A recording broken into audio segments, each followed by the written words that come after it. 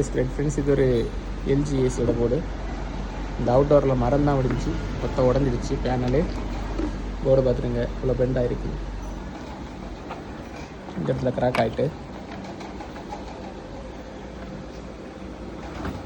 Okay, இப்போ பேனில் மாற்றணும்.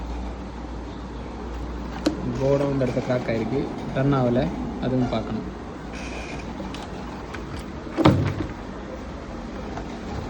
Okay guys.